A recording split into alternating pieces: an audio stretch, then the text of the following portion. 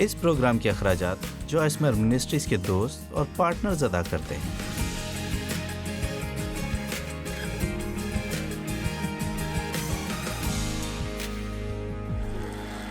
آسمانی باپ، ہم تیرے کلام کے لیے شکر کرتے ہیں، دعا کرتے ہیں کہ لوگ اسے سمجھ جائیں۔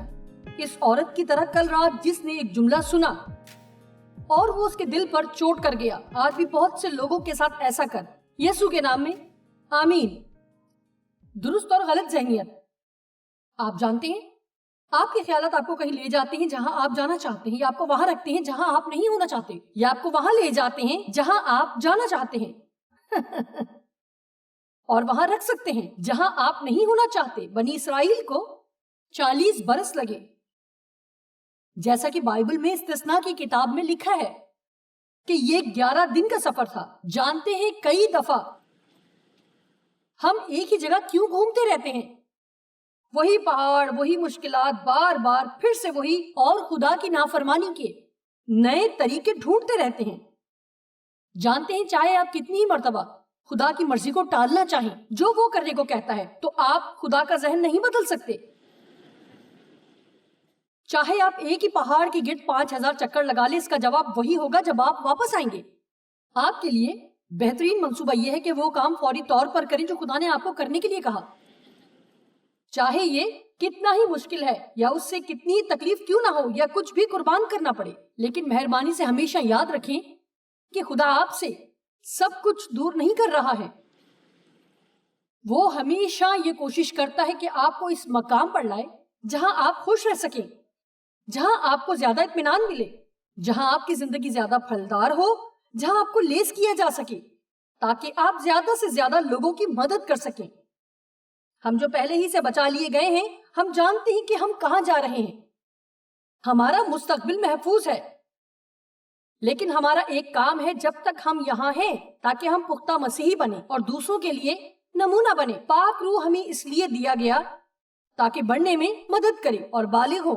میں آج جو کلیدی آیت آپ کے سامنے رکھنا چاہوں گی وہ ہے کلوسیوں 3 باب پہلی اور دوسری آیت۔ پس جب تم مسیح کے ساتھ جلائے گئے تو عالم بالا کی چیزوں کی تلاش میں رہو، جہاں مسیح خود موجود ہے اور خدا کی داہنی طرف بیٹھا ہے۔ اور اب وہ بتانے لگا ہے کہ کس طرح چیزوں کی تلاش کرنا ہے۔ 2 کام ہیں۔ مجھے ذاتی طور پر ایمپلیفائڈ ترجمہ پسند ہے۔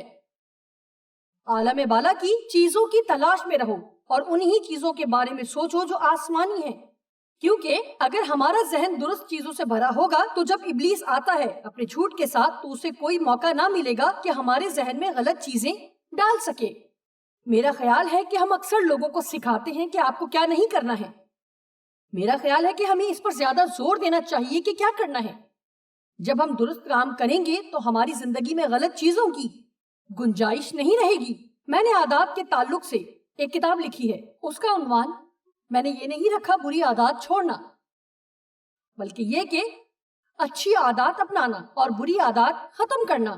کیونکہ حقیقت یہ ہے کہ اگر آپ اچھی عادات کی طرف توجہ دیں گے تو بری عادات کے لیے گنجائش نہیں رہے گی کہ آپ کی زندگی میں کام کریں۔ لیکن ہم بہت سا وقت بری عادات کو چھوڑنے میں لگا دیتے ہیں اور ہمارا حال ابلیس کے ساتھ کشتی کرنے والا ہو جاتا ہے اور ہم کامیاب نہیں ہوتے ہیں کہ درست کام کر سکیں۔ اس لیے اپنے ذہن ان باتوں کی طرف لگائیں جہاں آپ جانا چاہتے ہیں، وہاں نہیں جہاں پہلے ہی ہیں یا ابھی موجود ہیں۔ اپنی زندگی کے لیے رویا رکھیں، اپنے بچوں کے لیے رویا رکھیں، آپ اپنے گھر کے لیے بھی رویا رکھیں، اپنی خدمت کے لیے رویا رکھیں، لیکن پیچھے نہ ہٹیں، کوشش میں لگے رہیں اور ہمت نہ ہاریں۔ غلط ذہنیت ہمارے لیے مسائل پیدا کرتی ہے جس کا ہم تصور بھی نہیں کر سکتے۔ اس لیے پہلی چیز جو میں نے کئی سال پہلے کی، مجھے آپ کے بارے میں تو نہیں معلوم، میں اس مقام پر تھی جہاں میں بیزار ہو چکی تھی، چرچ میں بیٹھ کر خدا کے وعدوں کے بارے میں سنتے ہوئے، لیکن کبھی ان کا اپنی زندگی میں تجربہ نہ کیا۔ میں نے شادمانی کا سنا تھا لیکن میں ناخوش تھی، میں نے اطمینان کا سنا لیکن میرے پاس نہیں تھا خوشحالی کے بارے میں سنا تھا لیکن میں ہر وقت بدحال ہی رہتی۔ میں نے ان تمام باتوں کے بارے میں سنا تھا اور دل میں ان پر ایمان رکھتی تھی، یقین رکھتی تھی کہ یہ سب کلام میں ہے۔ میں یقین تو رکھتی تھی لیکن کچھ کمی تھی۔ دیکھیں، ایک چیز جو ہمیں سمجھنے کی ضرورت ہے کہ وعدے تو ہیں لیکن ان کے ساتھ شرائط بھی ہیں۔ اس لیے مثال کے طور پر صرف دعا کرنے سے ہمارے تمام مسائل حل نہیں ہوں گے. زیادہ تر جب ہم دعا کریں گے تو خدا ہم پر کچھ ظاہر کرے گا کہ ہمیں کیا کرنے کی ضرورت ہے. ہر وقت نہیں، لیکن بہت مرتبہ. ہو سکتا ہے کہ اکثر آپ کی زندگی میں کچھ بھی ٹھیک نہیں ہو رہا اور آپ کوئی بھی چیز ٹھیک طرح نہیں کر پا رہے، آپ کی دعاؤں کا جواب نہیں مل رہا، لیکن اگر آپ خدا کی آواز سنیں تو وہ سرگوشی کرے گا کہ آپ نے کسی کو معاف نہیں کیا. سنیں، میری طرف ایسے نہ دیکھیں کہ آپ کو کچھ سمجھ نہیں آ رہا. اور آج اس جگہ شاید آپ سے اچھا کوئی انسان نہیں. میں جانتی ہوں کہ آپ کا دل اچھا ہے، ورنہ آپ اپنی ساری مصروفیات چھوڑ کر آج ہفتے کے دن یہاں پر کبھی بھی نہ آتے. آپ عظیم لوگ ہیں، شاید آپ کسی سے ناراض ہیں.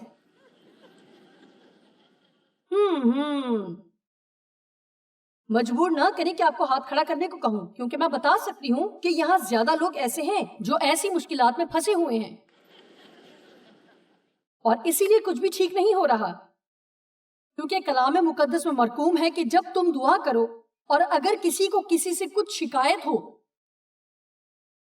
کسی سے بھی شکایت ہو، یہاں کسی کو چھوٹ نہیں ہے، چاہے کوئی بھی صورتحال ہو، آپ کسی قسم کا کوئی بہانہ نہیں بنا سکتے. آپ نہیں جانتے کہ انہوں نے میرے ساتھ کیا کیا، آپ نہیں جانتے میرے ساتھ کیا ہوا. اس سے فرق نہیں پڑتا کہ انہوں نے آپ کے ساتھ کیا کیا. ہاں، خدا کو فرق پڑتا ہے، وہ سب ٹھیک کرنا چاہتا ہے، لیکن اس وقت تک نہیں جب تک آپ دوسروں کو معاف نہیں کرتے.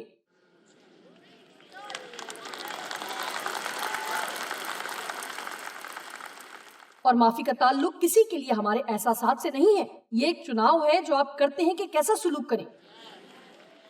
اگرچہ انہوں نے آپ کے ساتھ برا کیا، خدا چاہتا ہے کہ آپ ان سے غیر مشروط محبت رکھیں.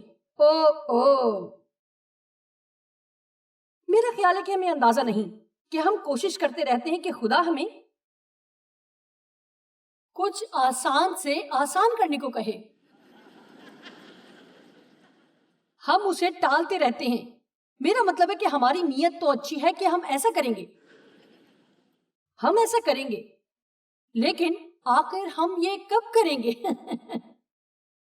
آپ میں سے کتنے یقین رکھتے ہیں کہ فوری تابعداری سب سے بہترین چیز ہے جو آپ اپنی زندگی میں کر سکتے ہیں؟ آمین. اس لیے مجھے یقین ہے کہ میں کہہ سکتی ہوں کہ اس جگہ ایسا کون ہے جو اپنی زندگی کے کسی حصے میں خدا کی تابعداری نہیں کر رہا. تو ایک نہیں، بہت زیادہ ہاتھ اٹھیں گے. اس لیے ہمیں اپنے مسائل کے لیے شکایت کا کوئی حق نہیں. میں مسکرا رہی ہوں. سنیں، کیا آپ جانتے ہیں کہ میں آپ کی مدد کرنا چاہتی ہوں؟ میں یہاں صرف اچھا پروگرام کرنا نہیں چاہتی، میں آپ لوگوں کی مدد کرنا چاہتی ہوں. میں چاہتی ہوں کہ یہاں سے کچھ لے کر جائیں جو آپ کی زندگی بدل دے. اس لیے میں کچھ ایسی باتیں کروں گی جس سے آپ کچھ بے چینی محسوس کریں گے. میں ایسا ہی کروں گی کیونکہ میرا خیال ہے کہ اگر ہم چرچ جاتے ہیں اور بس وہاں اچھے بن کر سکون سے تمام وقت بیٹھے رہیں اور جو کچھ کہا جائے اسے پسند کریں، تو شاید اس کا مطلب ہے کہ کچھ بھی ٹھیک نہیں بتایا گیا.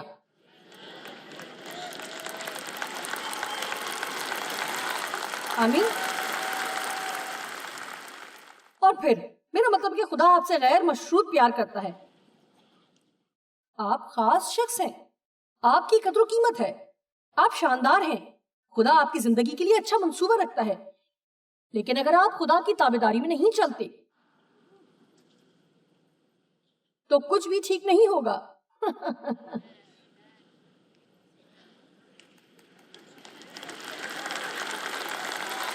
میرا خیال ہے کہ ہمیں اس قسم کی تعلیم پر تھوڑا اور غور کرنے کی ضرورت ہے. ہمیں یہ جاننے کی ضرورت ہے کہ یہ ایک سنجیدہ مسئلہ ہے، اور خدا جو کہتا ہے وہ اس سب کے لیے سنجیدہ ہوتا ہے. ہم ارادی طور پر خدا کی نافرمانی نہیں کر سکتے، اور یہ سوچیں چونکہ خدا ہم سے پیار کرتا ہے تو اس سے فرق نہیں پڑتا. اگر آپ کی نافرمانی خدا کو محبت کرنے سے نہیں روکتی، وہ آپ سے اس وقت سے زیادہ پیار کرتا ہے جب آپ نے اس کے بارے میں سوچا بھی نہیں ہوگا. لیکن آپ کو مشکل ہوگی اور تکالیف کا سامنا بھی ہوگا اگر آپ اس کی نافرمانی کرتے رہیں گے. لہٰذا اب آگے بڑھتے ہیں. میں بات کو آگے بڑھاؤں گی. جانتے ہیں کل رات میں نے ایک بڑی غلطی کی بات کی جو اسرائیلیوں نے کی، جس کی وجہ سے 11 دن کا سفر 40 سالوں میں طے کیا. کیا یہ حیرت والی بات نہیں؟ 11 دن کا سفر 40 سال میں. ہم سب حیران ہوتے ہیں، لیکن اپنے بارے میں کیا خیال ہے؟ آپ ایک ہی چیز میں کب سے پھنسے ہوئے ہیں؟ آپ بار بار کتنے عرصے سے ایک شخص سے ناراض ہیں کیونکہ انہوں نے آپ کو دکھ دیا؟ جب آپ بچے تھے تو کتنا عرصہ والدین سے ناراض رہے کیونکہ انہوں نے آپ سے اچھا سلوک نہ کیا؟ یا اپنے کسی بھائی یا بہن سے ناراض ہیں کیونکہ والدین نے ان کو زیادہ توجہ دی اور ان کے لیے سب آسان تھا؟ ہاں ایسا ہے۔ آپ کب تک اسی طرح مسلسل ایک چیز میں پھنسے رہیں گے؟ اب وقت ہے۔ اس لیے ان کا سب سے بڑا مسئلہ تھا غلط ذہنیت، جس کی وجہ سے ان کے پاس کوئی مستقبل کے لیے رویا نہیں تھی، وہ اس سے آگے سوچ نہیں سکتے تھے جہاں وہ موجود تھے۔ اس لیے میں کہہ سکتی ہوں کہ چاہے آپ کے ساتھ ماضی میں کچھ بھی ہوا ہو یا ابھی جو کچھ بھی ہو رہا ہے، لیکن آپ کے لیے مستقبل میں حالات بہتر ہو سکتے ہیں۔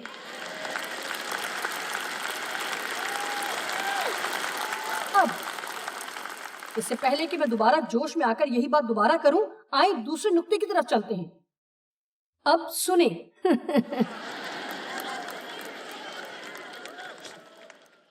دوسری اہم بات غلط فہمی جو وہ رکھتے تھے، ہم میں سے اکثر رکھتے ہیں کہ کوئی میرا یہ کام کرے، میں ذمہ داری لینا نہیں چاہتی۔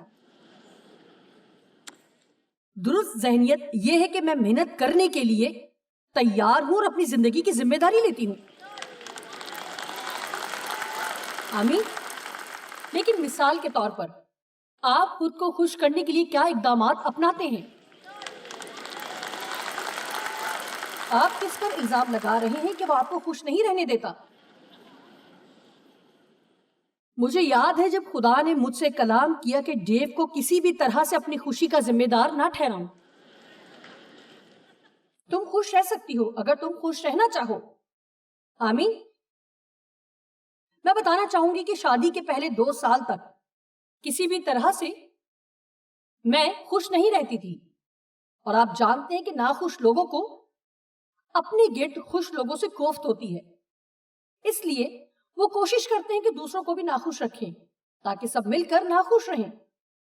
اس لیے میں ہمیشہ یہ کوشش کرتی کہ ڈیو کو ناخوش رکھوں اور اس کا دن خراب کروں، لیکن وہ مجھے کبھی بھی اس کوشش میں کامیاب ہونے نہ دیتا، اور یہ میرے لیے بہت ہی غصے میں آنے والی بات تھی۔ کیا آپ جانتے ہیں کہ میں کیا بات کر رہی ہوں؟ میرا یہ حال تھا کہ آپ کو کسی چیز کی پرواہ نہیں، آپ بس خوش رہتے ہیں چاہے جو بھی ہو۔ وہ اب بھی ایسے ہی ہیں، لیکن آخر کار اس بات نے میرے اندر اس چیز کے لیے تڑپ پیدا کی جو ان میں موجود تھی۔ اگر آپ کی شادی ایسے شخص سے ہوئی ہے جو ناخوش رہتا ہے تو اس کی ناخوش حالت کو اپنی خوشی پر اثر انداز نہ ہونے دیں، بلکہ اس سے زیادہ بہتر یہ ہے کہ ان کے ساتھ ہر طرح سے خوش رہیں اور ان پر ظاہر کریں کہ کچھ بھی مختلف ہو سکتا ہے۔ آمین۔ ورنہ ہم دوسروں کے مسائل پر انحصار کرنا شروع کر دیتے ہیں۔ ذمہ داری کا مطلب ہے کہ خدا نے جو صلاحیت آپ کے اندر رکھی ہے اس پر رد عمل ظاہر کرنا، یا ایسے موقع پر رد عمل ظاہر کرنا جب یہ آپ کے سامنے ہو۔ میں سوچتی ہوں کہ ہم زندگی میں کتنے ہی مواقع ضائع کر دیتے ہیں۔ کتنی ہی بار خدا ہمیں دعوت دیتا ہے کہ کچھ کریں، لیکن اسے کسی اور کو تلاش کرنا پڑتا ہے تاکہ وہ یہ کام کرے، کیونکہ ہمارے لیے یہ ابھی آسان وقت نہیں ہے۔ ہم جانتے ہیں کہ ابراہیم کو خدا نے اس جگہ سے نکالا جہاں وہ رہتا تھا، وہاں جانے کے لیے جہاں خدا اسے بتائے، جو کہ وعدے کا ملک تھا، ملک کنعان۔ لیکن کیا آپ جانتے ہیں کہ اس سے پہلے کہ خدا نے ابراہیم کو بلایا کہ وہ نکلے اور وہاں جائے، تو خدا نے ابراہیم کو موقع دیا۔ اس نے وہی موقع ابراہیم کے باپ کو دیا، لیکن میں بتانا چاہوں گی کہ اس نے کیا کیا۔ پیدائش 11 کی 31 آیت سے 12 باب کی 1 سے 2 آیت تک، تارا نے اپنے بیٹے ابرام کو اور اپنے پوتے لوط کو جو ہاران کا بیٹا تھا، اور اپنی بہو ساری کو جو اس کے بیٹے ابرام کی بیوی تھی، ساتھ لیا، اور وہ سب کسدیوں کے اور سے روانہ ہوئے کہ کنعان کے ملک میں جائیں، اور وہ ہاران تک آئے اور وہیں رہنے لگے۔ بائبل اس حوالے سے صاف بتاتی ہے۔ وہ خدا کے ساتھ مزید آگے نہ گیا، وہ اپنے سفر سے تھک گیا یا جو بھی اس کے ذہن میں تھا، اس نے وہیں ڈیرا لگانے کا فیصلہ کیا کہ یہ پرسکون جگہ ہے، میں بس یہاں رہوں گا۔ میں سوچتی ہوں کہ آپ میں سے کتنے ہی ہیں جو آپ کو مل سکتا ہے اس بہترین سے کمتر پر ہی آ کر رک گئے، لیکن اب آپ اس سفر میں تھک کر رہ گئے ہیں یا اس سے بھی برا حال ہے۔ کئی ایسی خواتین نے ایسے ہی شخص کا انتخاب کیا ہے اور وہ جانتی ہیں کہ یہ انتخاب ان کے لیے اچھا نہیں ہے، لیکن وہ خوفزدہ نہیں ہیں کہ ان کو شاید کوئی بھی نہ مل سکے گا۔ سنیں، شاید اب میں کسی سے بات کر رہی ہوں، کیونکہ میرے باپ نے مجھ سے جنسی زیادتی کی، میرا خیال تھا کہ اب مجھے کوئی قبول نہیں کرے گا، اس لیے پہلا شخص جس نے دلچسپی ظاہر کی اور جب اس نے شادی کی پیشکش کی تو میں بہت بے چین تھی، لیکن میں اپنے دل میں جانتی تھی کہ یہ فیصلہ بالکل بھی ٹھیک نہیں، غلط ہے۔ ایسا فیصلہ نہ کریں جس میں آپ کے لیے اطمینان نہیں ہے، اس کا نتیجہ ہمیشہ آپ کے لیے برا ہی ہوگا۔ جی، ایسے شخص سے شادی نہ کریں جو بری زندگی گزار رہا ہے یہ سوچ کر کہ آپ اسے بدل دیں گے۔ ایسا بہت ہی کم لوگوں کے ساتھ ہوتا ہے، لیکن آپ کو پہلے تھوڑا چھان پھٹک کرنی ہے۔ اگر کسی نے آپ کے ساتھ بدسلوکی کی ہے اور آپ کو بار بار چھوڑ دے اور دوسری عورتوں کے پیچھے بار بار بھاگے اور اب وہ چاہتا ہے کہ اسے ایک موقع دیں، تو میں کہوں گی کہ اسے 1 سال کا موقع دیں کہ وہ اپنے آپ کو ثابت کرے کہ وہ بدل چکا ہے۔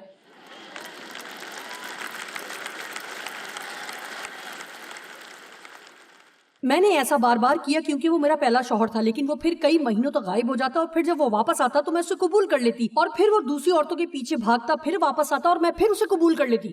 میں مجبور اور خوفزدہ تھی۔ مایوسی اور خوف کی وجہ سے کوئی فیصلہ نہ کریں، کم پر نہ رکیں۔ سنیں، کمتر پر اکتفا نہ کریں، یہ جانتے ہوئے کہ کیا بہترین ہے جو خدا نے آپ کے لیے رکھا ہے، اور کسی خوف کی وجہ سے کمتر پر اکتفا نہ کریں کہ اگر اس کو نہ چنا تو مجھے کچھ بھی نہیں ملے گا۔ کیا کوئی سن رہا ہے کہ میں کیا کہہ رہی ہوں؟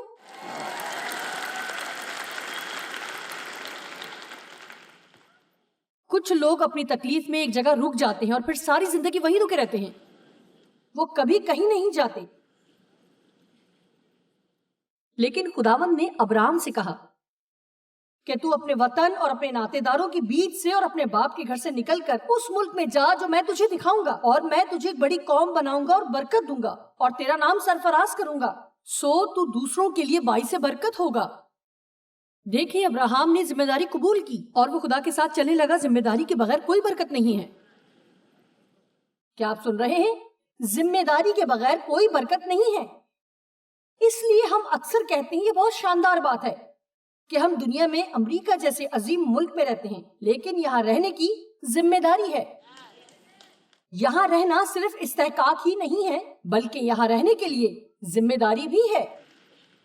میرا خیال ہے کہ آج کل لوگ یہ نہیں جانتے کہ ذمہ داری کی کیا اہمیت ہے۔ ایسا لگتا ہے کہ اب ایک ایسی نسل ہے جو سامنے آ رہی ہے جو ہمیشہ یہ سوچتی ہے کہ کسی اور کو ان کے لیے کچھ کرنا چاہیے، کوئی میرے لیے کر دے، میں ذمہ داری لینا نہیں چاہتی، یہاں تک کہ حوالہ ڈھونڈنے کا کام بھی کوئی اور ان کے لیے کرے۔ جب آپ کو بائبل میں سے حوالہ ڈھونڈنا ہو تو ہمیشہ کسی کو کال نہ کرتے رہیں کہ یہ کام کرے۔ ضروری ہے کہ تھوڑی کھوج خود لگانا سیکھیں اور ڈھونڈیں، مطالعاتی کتب خریدیں، کیونکہ آپ جتنی بھی کھوج لگائیں گے اور کوشش کریں گے، آمین،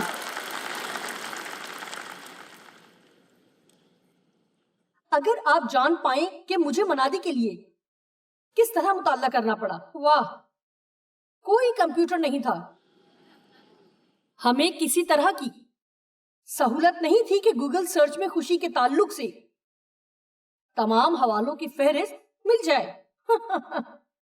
مجھے کئی گھنٹے لگ جاتے کہ خوشی کے تعلق سے آیات ڈھونڈوں، پھر مجھے کلید الکتاب اور بائبل کے کچھ دوسرے تراجم میں دیکھنا پڑتا، کچھ ڈکشنریاں بھی تھیں اور مجھے ہر ایک میں ڈھونڈنا پڑتا، کبھی بائبل میں سے ڈھونڈتی، ان کو پڑھتی اور اکثر میرا اندازہ درست ہوتا، میں اپنے ہاتھ سے اپنے تمام پیغامات لکھتی۔ میں بتانا چاہوں گی کہ مجھے خوشی ہے جو ٹیکنالوجی ہمیں اب میسر ہے۔ اگر سب کچھ سب کے لیے آسان بنا دیا جائے تو سچ یہ ہے کہ لوگ مزید سست ہوتے جائیں گے اور پھر وہ اپنے اوپر دباؤ محسوس کرتے رہیں گے. پھر کیا ہوتا ہے؟ لوگ ذہنی طور پر دباؤ محسوس کرتے ہیں اگر انہیں کچھ کوشش کرنا پڑ جائے. ہم ایک اے سی والے کمرے سے اے سی والی گاڑی سے ایک اے سی والی عمارت میں، خدا ہماری مدد کرے، جب ہمیں پسینہ آ جائے.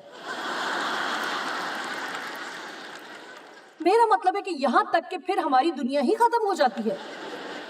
مجھے خوشی ہے کہ میں ایسے زمانے میں پلی بڑھی کیونکہ ہمیں اس طرح کی سب سہولتیں میسر نہ تھیں جو اب ہیں. میرا خیال ہے کہ اس طرح لوگوں کا کردار بنتا ہے. میرا خیال ہے کہ جب ہم حالات سے گزرتے ہیں تو کردار بنتا ہے. آمین.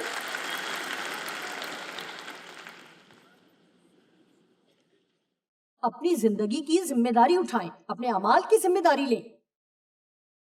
اس پر غور کریں گے. جب ہم غلط ذہنیت کی بات کرتے ہیں تو کہتے ہیں کہ میرا رویہ غلط ہے، لیکن اس میں میری کوئی غلطی نہیں ہے.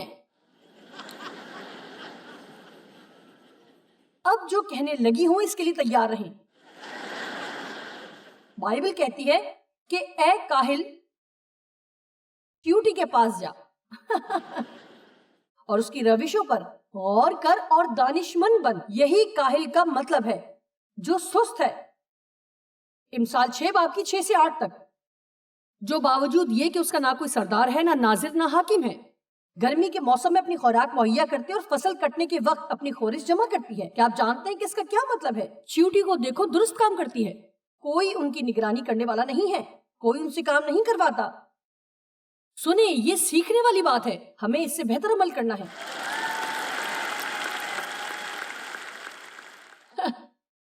میں آپ کو بتانا چاہوں گی کہ اگر آپ دفتر میں انٹرنیٹ پر کوئی اپنا ذاتی کام کر رہے ہیں اور پھر آپ کا باس اچانک اندر آ جاتا ہے اور پھر آپ ظاہر کرنے لگتے ہیں کہ آپ ضروری کام کر رہے ہیں.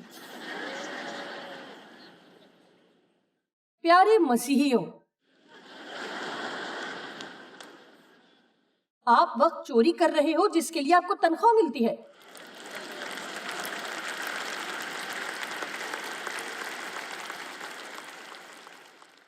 لیکن وہ مجھے اتنی زیادہ تنخواہ نہیں دیتے. نہیں نہیں نہیں نہیں نہیں نہیں. خدا کہتا ہے کہ آپ کوئی غلط کام اس لیے نہیں کرتے کیونکہ کوئی دوسرا بھی غلط کر رہا ہے. آپ کو زیادہ شاندار زندگی گزارنے کی ضرورت ہے. اپنی روشنی چمکنے دیں. سنیں، اگر آپ دفتر کی چیزیں گھر لے جائیں اپنا کام کرنے کے لیے، سنیں، پین، پینسل اور فائلیں اور کاغذ، کلپس اور اسی طرح کی دوسری چیزیں، تو آپ یہ چوری کر رہے ہیں. میں تو اسے نہیں جانتی، نہ ملی ہوں، اسے پہلے کبھی نہیں دیکھا. اور آپ بیچارے لوگوں کو تو بے ہوش کر کے لے آئے ہیں. انہوں نے آپ کو کھانے کی پیشکش کی تھی. اگر آپ لوگوں کو کھانا کھلانے کی پیشکش کریں تو وہ آپ کے ساتھ ہر جگہ چلیں گے. اور اب آپ یہاں ہیں اور سوچ رہے ہیں جوائس نے ابھی تک مجھے چور کیوں نہیں کہا. جی، بائبل کہتی ہے کہ خدا ہمیشہ ہر وقت ہمارے ساتھ کھڑا ہے. کیا جانتے ہیں اس کا مطلب کیا ہے؟ وہ دیکھ رہا ہے اور سن رہا ہے، اور وہ ہر بات جو ہم کہتے ہیں اور کرتے ہیں، جو ہم دوسروں سے چھپا سکتے ہیں لیکن خدا سے چھپا نہیں سکتے. پھر ایک دن ہم خدا کے سامنے حاضر ہوں گے اور اپنے اعمال کا حساب دیں گے. میں یہ ڈرانے کے لیے نہیں کہہ رہی، کیونکہ میرا خیال ہے کہ شاید ایسے ہی کام کرنے کے باوجود آپ آسمان پر چلے جائیں، لیکن اس سے خدا کو جلال نہیں ملتا اور یہ اچھی مثال نہیں. میں اکثر یہ بات کرتی ہوں کہ جہاں آپ کا ذہن ہے وہیں آپ جائیں گے. آپ سوچ کا انتخاب کر سکتے ہیں اور خدا کے مطابق سوچنا سیکھ سکتے ہیں. کلام ہمیں طاقت دے گا کہ ہم وہ کام کر سکیں جو ہم کرنے کا سوچ بھی نہیں سکتے.